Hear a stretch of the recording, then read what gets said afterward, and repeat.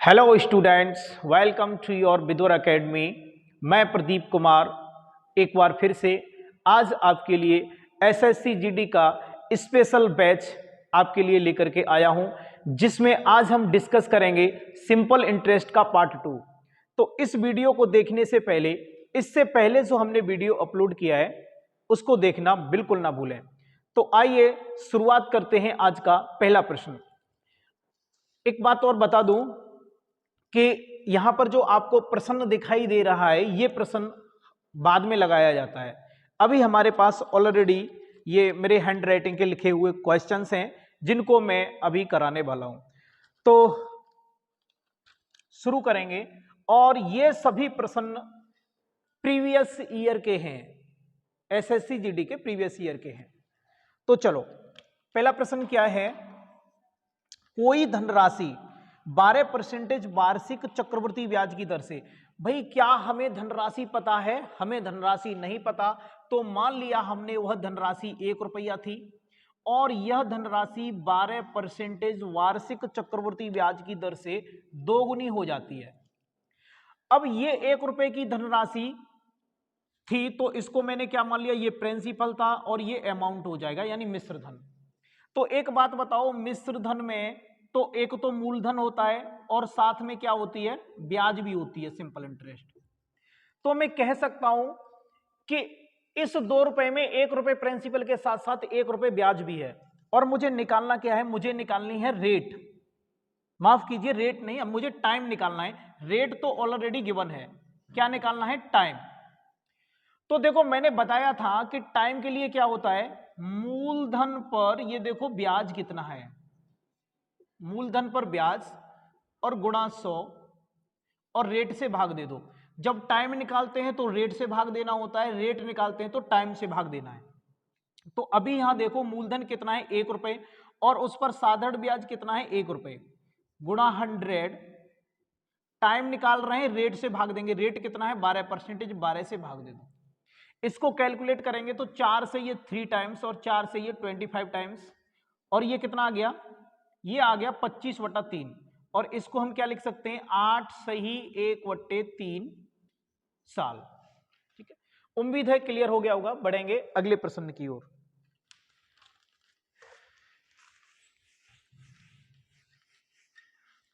अगला प्रश्न है,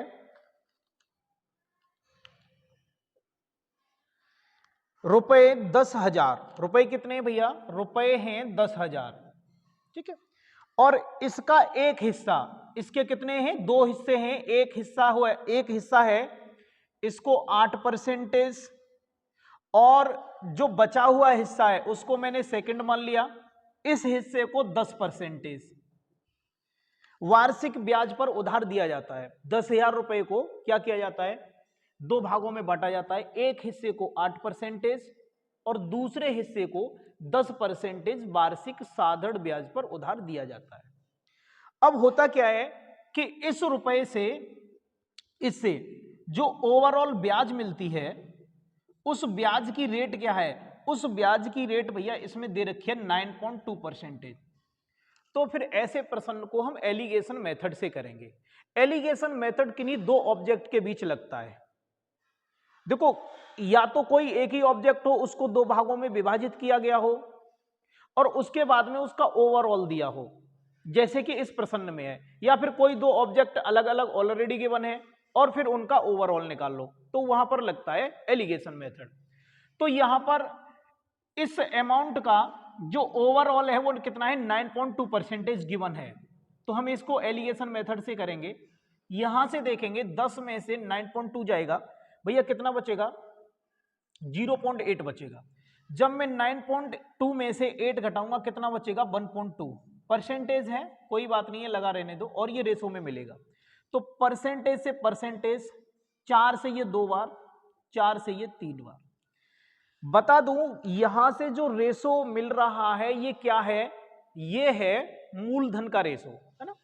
तो 3 और 2 5, हमारे अनुसार कितने हो रही है वो धनराशि, 5 रुपए, और प्रश्न के अनुसार कितनी है, 10,000। तो यहां से जब मैं एक की वैल्यू निकालूंगा जो 5 में छिपा हुआ है, तो कितना आ जाएगा, 2,000।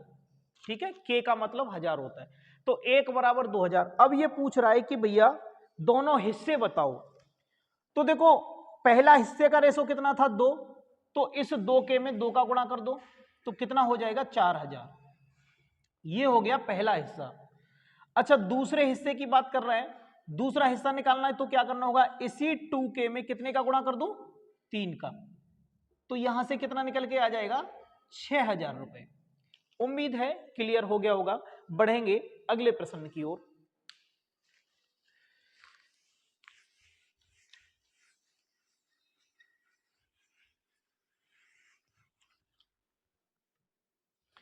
अच्छा अगला प्रश्न है अपने पास, क्या है, कितने वर्षों में कोई धनराशि, धनराशि पता है नहीं पता, अगर धनराशि नहीं पता तो ऐसे केस में मैं 1 रुपए मान सकता हूं कि वह धनराशि है, ठीक है।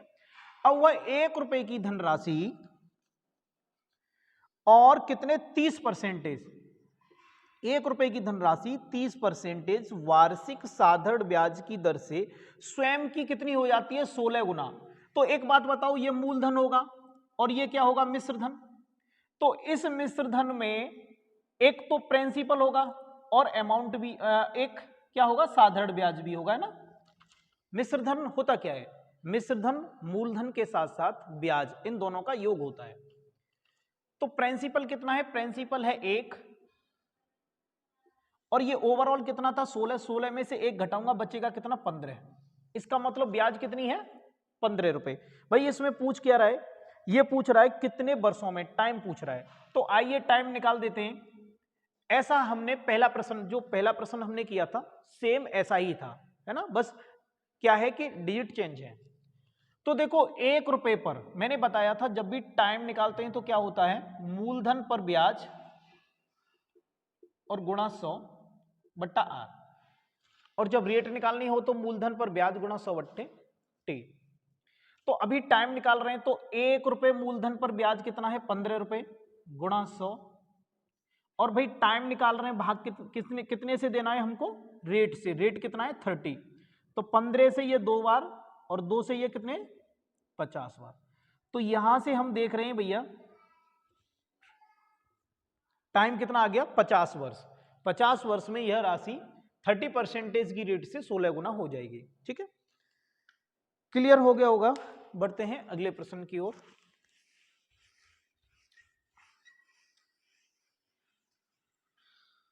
देखो साथ साथ में नोट्स भी बनाते रहो, और इन प्रश्नों को कम से कम एग्जाम देने जाओ तब 1 या 2 बार तो कम से कम रिवाइज कर ही लेना। इन प्रश्नों को रिवाइज करने के बाद में किसी भी बुक को उठाना, उस बुक के सारे क्वेश्चन कर लेना, सारे क्वेश्चन बड़ी इजीली बना पाओगे, कोई प्रॉब्लम नहीं होगी। और वीडियो को ज़्यादा से ज़्यादा अपने दोस्तों में शेयर करो और चैनल को सब्सक्राइब भी करो। तो अगले प्रश्न की ओर बढ़ते हैं। भाई अगला प्रश्न क्या है अपने पास कि रुपए 10,000 की राशि है, कितने की 10,000 की, रुपए 10,000 की धनराशि है और इस राशि को 15% ब्याज पर उधार दिया जाता है।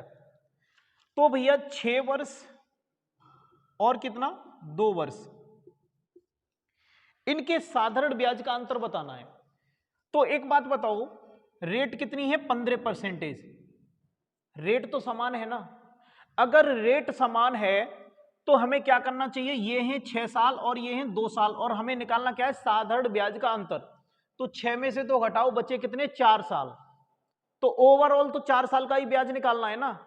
अगर मैं 4 साल का ब्याज निकालूंगा 15% रेट के हिसाब से तो क्या मिलेगा, अंतर ही तो मिलेगा, क्योंकि 4 है क्या, 6 में से 2 घटाऊंगा 4 क्या है समय, इन दोनों के बीच का अंतर 4 वर्ष। तो 4 का 15 में गुणा करूंगा कितना हो जाएगा भैया 60%, और यही 60% इन दोनों जो पर्टिकुलर टाइम दे रखा है इनके बीच का डिफरेंस है। तो 60% ऑफ कितना 10,000, तो 60% का मतलब बट्टे में 100 गुणा और इसको 10,000 है ना। तो देखो दोनों जीरो से ये दोनों जीरो कैंसिल आउट, और यहां से ये कितना आ जाएगा 6,000 रुपए। अब तुम यहां पर क्या करते कि पहले निकालते 15 छिक्के 90%, फिर निकालते 15 दूनी 30%, पहले 10,000 का कितना 90% निकालते, फिर तुम 10,000 का 30% निकालते, तब तुम घटाते, तो समय ज्यादा लगता ना। नहीं, वैसे नहीं करना है, ऐसे करेंगे, ठीक है। चलो आगे बढ़ेंगे। अगला प्रश्न होगा, कोई धनराशि, मैंने कहा था जब भी प्रश्न साधारण ब्याज का आए और उसमें कहे कोई धनराशि, तो कोई धनराशि हमें नहीं पता है ना, तो 1 रुपये मान लेंगे। वह धनराशि क्या है, 1 रुपया है। और ये 1 रुपये की धनराशि कितने में, 3 वर्ष में कितने रुपए हो जाती है, 37,200 रुपये हो जाती है। और 5 वर्ष में, 5 वर्ष में कितनी हो जाती है, 42,000। तो देखो इसने कहा कि 5 वर्ष में 42,000, इसका मतलब ये नहीं हुआ कि ये 37,200 रुपये 42,000 हो गए 5 वर्ष में, ऐसा नहीं है।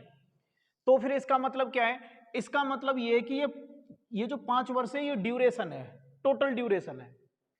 तो 37,200 से 42,000 तक का जो सफर था वो कितने साल का था, केवल 2 वर्ष का। उसने ऐसा नहीं बोला कि अगले 5 साल में, है ना। तो 37,200 से 42,000 हो गए कितने साल में, 2 साल में। तो मुझे बताओ कि अगर मैं 42,000 में से 37,200 घटा दूं तो जो भी मुझे मिलेगा वो क्या मिलेगा, वो मुझे कितना क्या मिल जाएगा, मुझे मिल जाएगा 2 साल का ब्याज, है ना। तो घटा देते हैं, कितना हो जाएगा, 0 0, यहां 10 में से 2 जाएंगे, कितने बचेंगे, 8, और यहां कितना बचा, 1, 11 में से 7 जाएंगे, कितने बचेंगे, 4, यानी 4800। मैं कह सकता हूं कि 2 साल का साधारण ब्याज कितना है, 4800 रुपए। तो यहां से 1 साल का साधारण ब्याज निकाल लो, 2 का इसमें भाग दे देंगे, कितना हो जाएगा, 2400। एक बात बताऊं, साधारण ब्याज कभी नहीं बदलता, ये हमेशा सेम रहता है, चाहे 2 साल का हो, चाहे 10 साल का, चाहे 20 साल का, चाहे 50 साल का। लेकिन चक्रवृद्धि ब्याज क्या होता है, वो बदल जाता है, साल बाद ब्याज पर ब्याज लगती है, इसलिए यहां कोई फर्क नहीं पड़ता। अब ये पूछ क्या रहा था, ये पूछ रहा है कि वही धनराशि है। अच्छा ठीक है, तो पहले तो हमें धनराशि निकालनी है। तो जब 1 साल का ब्याज इतना है तो भैया 3 साल का ब्याज कितना होगा, दोनों तरफ 3 से गुणा कर देंगे, ये हो जाएगा 24 या 7200 रुपए। अगर मैं 37,200 में से और 7200 घटा दूं तो मुझे कितने मिल जाएंगे, 30,000 रुपए। क्या ये 30,000 मूलधन नहीं है? क्यों? क्योंकि इस 37,200 रुपए में 3 साल का साधारण ब्याज भी जुड़ा हुआ था। इसलिए मैंने क्या किया, इस 37,200 में से 3 साल का साधारण ब्याज जो 7200 था वो घटा दिया, तो मुझे क्या मिल गया, मूलधन। अब मूलधन कितना है, 30,000 रुपए। अब देखो भैया, इसी धनराशि पर कितनी पर, 30,000 पर 8 वर्ष में 6% के हिसाब से, तो 1 साल का ब्याज 6% है, तो 8 साल का कितना हो जाएगा, 48%। तो 48/100, दोनों जीरो से दोनों जीरो, 8 × 3 = 24, 4 × 3 = 12, 2 = 14, और 2 जीरो ही है, कितना हो जाएगा, 14,400 रुपए। उम्मीद है क्लियर हो गया होगा। बढ़ेंगे अगले प्रश्न की ओर।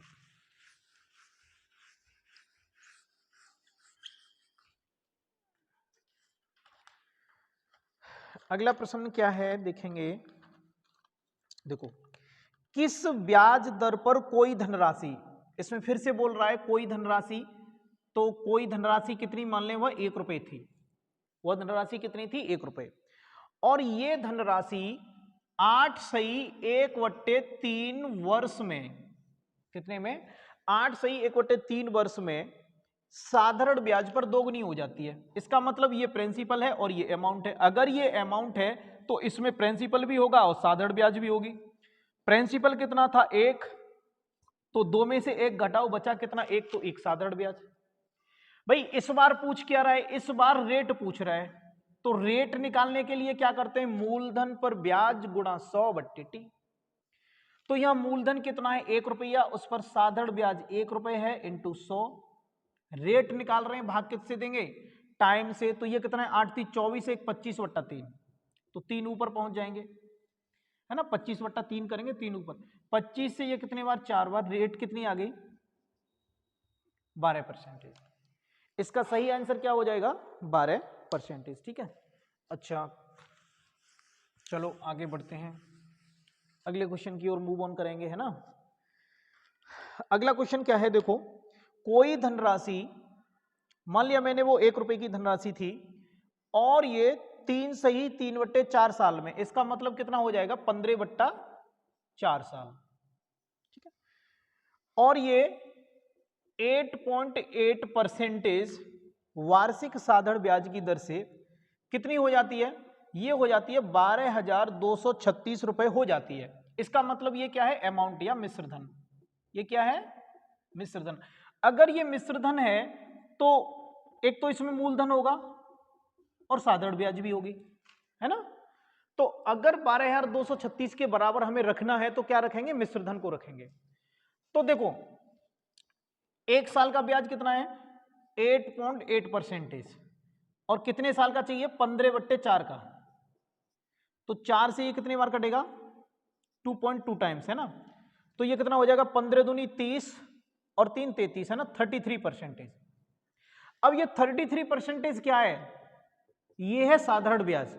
अगर इसमें 100% मूलधन भी जोड़ दूं, 100% मूलधन भी जोड़ दूं, क्योंकि मूलधन को किस पर कैलकुलेट करते हैं 100% पर, तो ये पूरा कितना हो जाएगा 133%।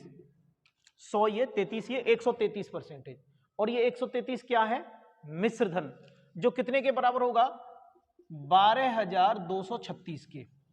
तो यहां से जब मैं एक की वैल्यू निकालूंगा तो ये कितना हो जाएगा 12,236 बटा 133। अब ये देखो प्रश्न में पूछ क्या रहा है भाई, ये पूछ रहा है वही धनराशि उसी ब्याज दर पर 4 सही 3/8 वर्षों में कितना ब्याज देगी।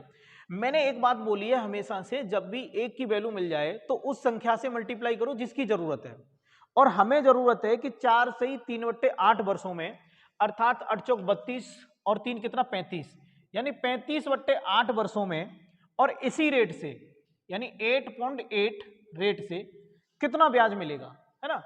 तो 8 का जब मैं इसमें भाग दूंगा तो ये कितना हो जाएगा 1.1%। 35 का 11 में गुणा करूंगा तो 35 और 35 ये कितना हो जाएगा 385, है ना, कितना हो जाएगा 38.5। इसका मतलब 38.5 से गुणा करा दो, आंसर मिल जाएगा। चलो अब थोड़ा सा कैलकुलेशन करनी है तो करनी है तो करनी है, बिल्कुल करनी पड़ेगी। अब मेरी बात समझना, कैलकुलेशन से मत घबराना। अगर मैं 133 का 122 में भाग दूंगा तो नहीं जाएगा, नहीं जाएगा ना, क्योंकि यहां 3 अंक हैं तो कम से कम यहां से भी 3 अंक लेने होंगे। तो फिर क्या करना पड़ेगा, मुझे यहां से 1 अंक और लेना पड़ेगा। अब ये हो गए 4 अंक और ये है 133। तो एक बात समझ में आ रही है, 13 8 104 होते हैं और ये 122 ही है। इसका मतलब भाग कहीं ना कहीं कितने बार जाएगा 9 बार। तो भाई 9 बार दे दो, कितने बार जाएगा 9 बार। तो देखो 9 3 27 और 9 3 27 और 2 29 और 9 2 11, बचे कितने 13 में से 7 गए 6 और यहां बचा कितना 1, 11 में से 9 गए 2 और यहां 2। अब देखो 133 दूनी 66 होते हैं, तो ये भाग कितने बार चला गया 92 टाइम्स, है ना। अब क्या करना है, आंसर लाना है, तो 92 का 38.5 में गुणा करा दो, ठीक है। और मुझे नहीं लगता ये गुणा करना कोई बहुत बड़ी बात है, और वहां पर ऑप्शन दिए होते हैं, अगर ऑप्शन दिए हों तो वहां पर और जल्दी हो जाता है, पता चल जाता है। जैसे कि अभी ये कितना है 8 और 3 11, 11 और 5 कितना हो जाएगा 16, है ना।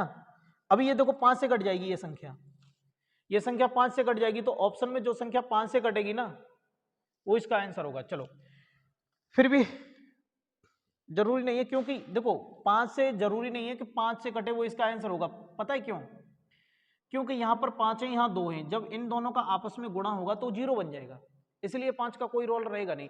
अगर ये पॉइंट नहीं होता तो हो जाता है ना। तो चलो हम इसका मल्टीप्लाई कर लेते हैं। 92 का 38 कितना है 38.5, है ना। तो ये कितना हो जाएगा 9 पंजे 45, 9 8 72 और कितने हो जाएंगे 4 76, 7 9 3 27 और 7 कितने हो जाएंगे 34, है ना। अच्छा इसके बाद में एक जीरो लगा लो, है ना। तो ये 2 पंजे 10, 38 दूनी 76, 1 77, है ना। तो ये 2 6 7 13 और एक कितना हो जाएगा 14, 3542, ठीक है। 3542 रुपये इसका आंसर आ जाएगा, ठीक है। चलो उम्मीद है क्लियर हो गया होगा। बढ़ेंगे अगले प्रश्न की ओर।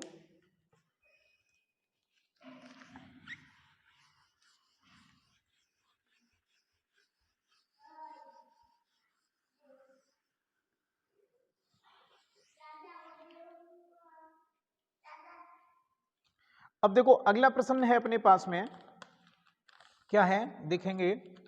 कोई धनराशि 3 वर्ष में, मैंने मान लिया वह धनराशि 1 रुपए है और यह 3 साल में कितनी होती है 650 रुपए, और 4 वर्ष में कितनी हो जाती है 754। इसका मतलब यह हुआ कि अगले 1 साल में वह 754 रुपए होती है, जैसा मैं अभी इससे पिछले से पिछला क्वेश्चन था उसमें बता के गया था। तब धनराशि क्या होगी यदि ब्याज दर साधारण हो, है ना। तो देखो सिंपल सा है, ये क्या पूछ रहा है, प्रिंसिपल पूछ रहा है। तो एक बात बताओ, अगर मैं 754 में से 650 घटा दूं तो जो मुझे मिलेगा क्या वो 1 साल का साधारण ब्याज नहीं होगा? बिल्कुल होगा। तो ये कितना बचेगा 4, ठीक है, और ये कितना 5 में से 5 गया 0, ये आ जाएगा 104। यानी 1 साल का साधारण ब्याज 104 रुपए है, तो 3 साल का कितना हो जाएगा भाई, 3 का गुणा कर दो, 4 12 312। इस 650 में से अगर मैं 312 घटा दूं तो क्या मिलेगा, मूलधन मिल जाएगा, क्योंकि इस 650 में 3 साल का साधारण ब्याज जुड़ा हुआ है। तो इसमें से 312 घटा दूंगा मैं तो कितना आ जाएगा 338, ठीक है। तो ये इसका सही जवाब है, ठीक है, 338 रुपए मूलधन हो जाएगा। बढ़ेंगे अगले प्रश्न की ओर। अगला प्रश्न है, क्या है, देखो क्वेश्चन सेम है लेकिन क्या है ना, इसके ऑप्शन अलग हैं। सेम क्वेश्चन है और इससे पहले जो कराया था शायद पहला क्वेश्चन था वो भी एसएससी जीडी में आया हुआ था और ये भी आया हुआ है। क्वेश्चन भी सेम है, डिजिट भी सेम है, लेकिन ऑप्शन चेंज है। जैसे कि कितने समय में कोई धनराशि, मान लिया कि वह 1 रुपए की धनराशि थी और कितने समय में, इसका मतलब क्या पूछ रहा है, टाइम पूछ रहा है। खुद की दोगुनी हो जाएगी, खुद की दोगुनी का मतलब ये प्रिंसिपल हो गया और ये अमाउंट है ना। तो 1 + 1 यानी 1 रुपए प्रिंसिपल है, 1 रुपए ही साधारण ब्याज है और रेट दे रखी है 12%। तो टाइम निकाल लो भैया, कितना हो जाएगा 1 रुपए पर 1 ब्याज इंटू 100 और 12 से भाग दे दो, 4 से 3 बार 4 से 25, टाइम निकल के कितना आ गया 8 सही 1/3 साल। लेकिन ऑप्शन में ये कहीं नहीं दिया, तो हमें क्या करना चाहिए, ऑप्शन में जो आंसर दिया है वो कुछ इस तरीके से है, साल और मंथ में। तो देखो 8 साल तो क्लियर दिखाई दे रहे हैं कि 8 साल तो हो गए, है ना। तो इस 1/3 साल के महीने बना दो, तो 1/3 साल के महीने बनाने के लिए क्या करेंगे 12 से गुणा कर देंगे, तो ये कितना 4, तो ये कितना हो जाएगा 4 महीने, यानी 8 साल और 4 महीने इसका सही जवाब होगा। उम्मीद है क्लियर हो गया होगा। बढ़ेंगे अगले प्रश्न की ओर।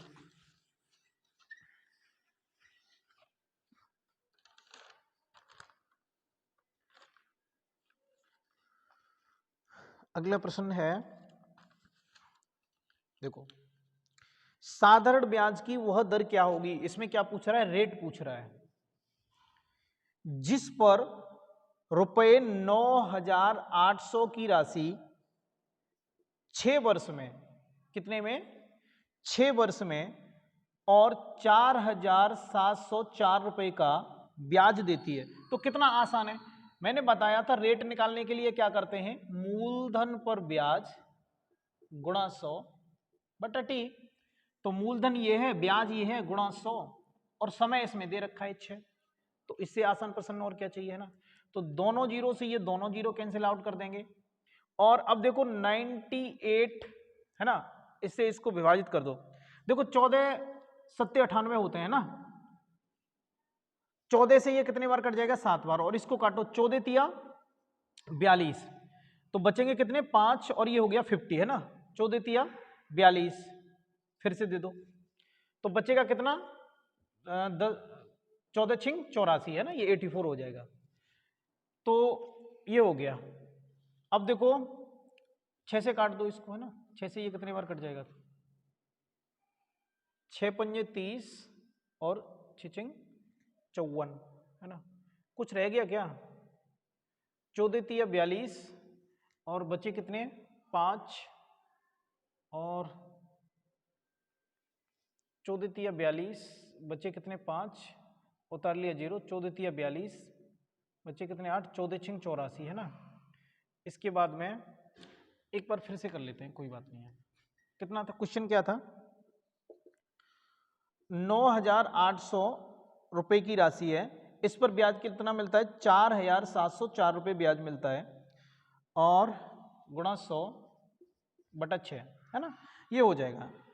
तो इसको सॉल्व करेंगे तो दोनों जीरो से दोनों जीरो कट जाएंगे। 14 से ये 7 बार कटा था, यहां मैंने कुछ और ही लिख लिया था, शायद 77 लिख लिए थे ना, इसलिए हो गया था। तो 14 का इसमें देंगे, 14 तिया 42, और ये कितना हो जाएगा, 42 बचे, 14 तिया 42, 14 छिंग 84 है ना। अब 6 से इसको काट दो, 6 पंजे 30 और 6 छिंग 36, 7 से कितने बार कट जाएंगे, 8 बार। तो रेट कितनी निकल के आ जाएगी, 8%। पिछली बार हमने क्या किया था, यहाँ काटा तो 7 बार ही था, शायद एक 7 और लिख लिया था, 77 लिख लिया था शायद, है ना। तो आज के लिए बस इतना ही। उम्मीद है सभी प्रश्न अच्छे से समझ में आए होंगे। तो एक काम और करिए, सभी प्रश्नों को एक नोटबुक लीजिए, उसकी फेयर बनाते जाइए ना, सभी प्रश्न अच्छे से उस पर नोट कीजिए, और वीडियो को ज़्यादा से ज़्यादा अपने दोस्तों में शेयर करो, और चैनल को अभी तक अगर सब्सक्राइब नहीं किया है तो अभी सब्सक्राइब करो। Thanks for watching this video, मिलते हैं इससे अगली वीडियो में।